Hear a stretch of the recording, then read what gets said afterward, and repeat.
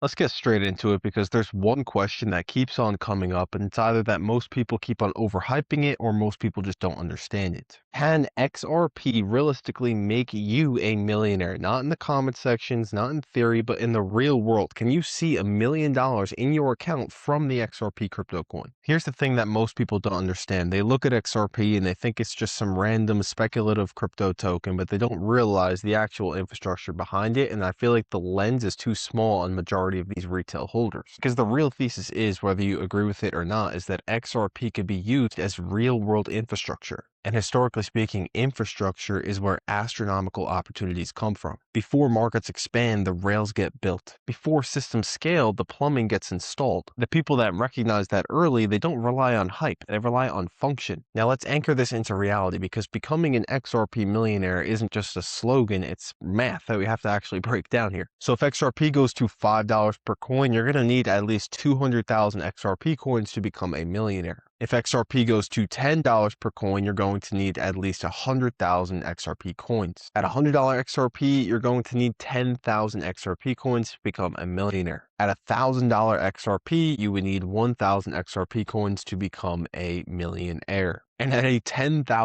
XRP price, you would only need 100 XRP coins to become a millionaire to have $1 million. This is why this conversation captures attention. You have to really break down, what is your target price for XRP? When do you want to, get out and exit and sell XRP, and determine that based on how many XRP coins you have. Do you have enough? I'm someone that has a good sizable amount of XRP, and I do believe that we're going to $10,000, but I also want to be very comfortable at a $3 XRP. I want to be very, very comfortable at a $5 and $10 XRP.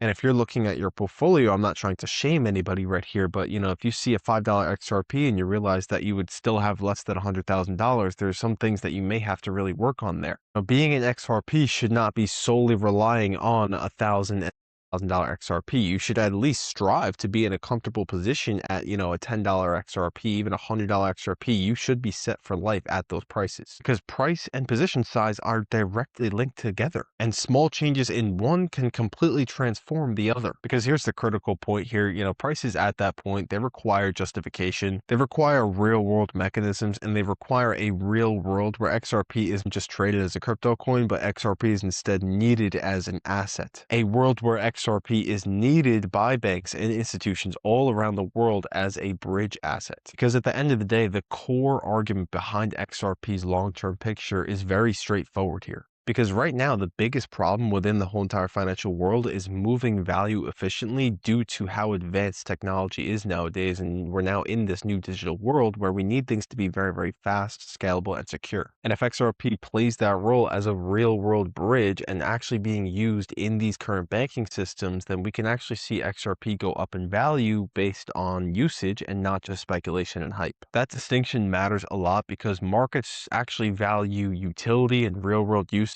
over just a simple narrative. And look, don't get me wrong, sometimes narratives can be very good because it can be very optimistic for the future, but real world use case is probably like the most important, thing that you want to see in something that you're investing in the crypto world. A helpful way to think about this to really understand XRP without getting confused is picture there's two islands and then there's a body of water, nothing's connecting it. In that water, there's sharks, there's all these, harmful species in there, and you want to be able to get to the next island to get there safe, right? So you're going to need something called a bridge, right? To be able to make sure that you can get to the other island in a safe, efficient way.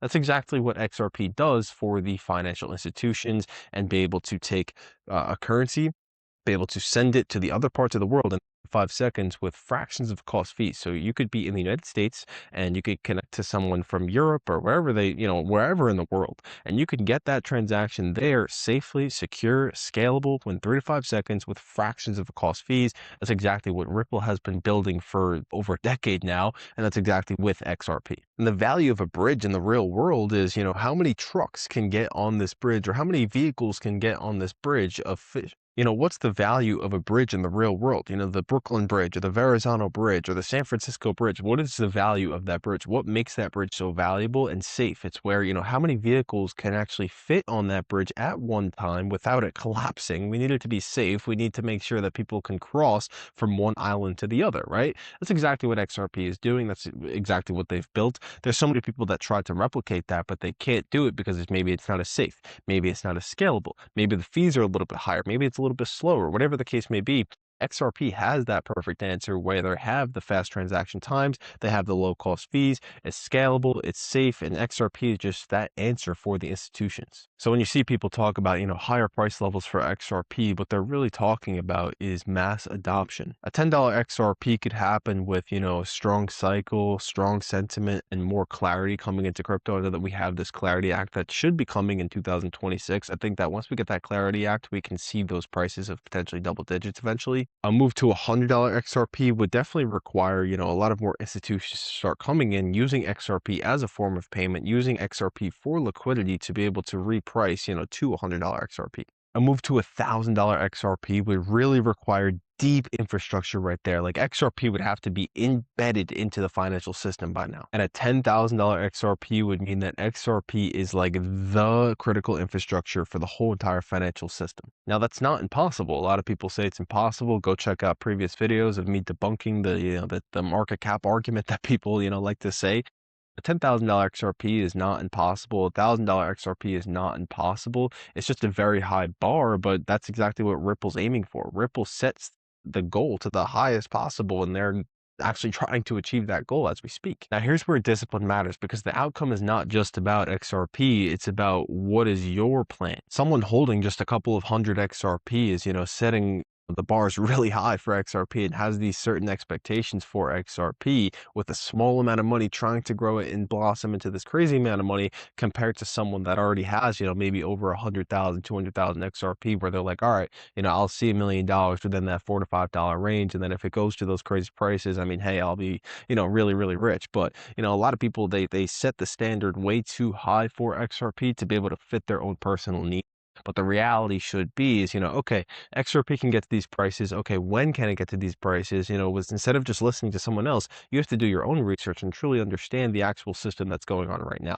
So if you feel like, you don't have a significant amount of XRP compared to others, I'm not telling you to just automatically buy more, but really look at your situation, understand like, okay, where do I actually think that, we're going to see this price this year, the next year, and so on. And, when do I want to sell? Everyone has their own situation. Someone already might be a homeowner. Someone is looking to be a homeowner through XRP. It really depends on everyone's situation. So it's the same thesis here. It's just different realities. Everyone's in a different kind of situation there. So you have to really break down, how much XRP do I have?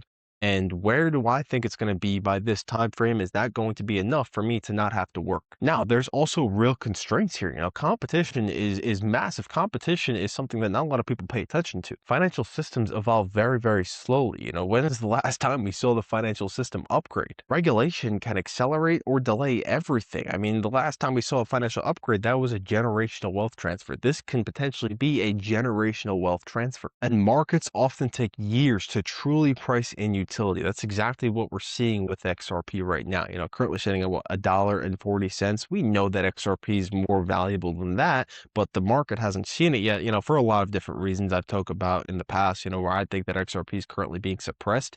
It's almost obvious that it's suppressed right now. Many, many years ago, there's a whole entire SEC versus Ripple lawsuit. It got also, XRP delisted off major exchanges. There's a whole entire rabbit hole we can go down with that. But, looking at the current price right now, we obviously know that $1.40, there's, a lot of, ROI potential there. So the question isn't as simple as you would think, can XRP make me a millionaire, right? But the real question should be, okay, I believe that XRP can make me a millionaire, okay, but what actually needs to happen in the real world in the first place to be able to appreciate the price to where I need it to be? And when do I think is that going to happen? Because serious investing isn't just, relying on one extreme outcome. It's actually relying on multiple different theses, multiple different potential scenarios. You could have a conservative outcome, a bullish outcome, a bearish outcome, which is actually actually very underestimated. A lot of people don't have a bearish outcome investing strategy. And then there's other forms of investing, which I like to more call trading, is where, you could have more of like an aggressive one. A lot of people trade DEX tokens or meme tokens, and then you could have like an edge strategy where you're leverage trading or futures trading. Those are completely different topics compared to long-term investing,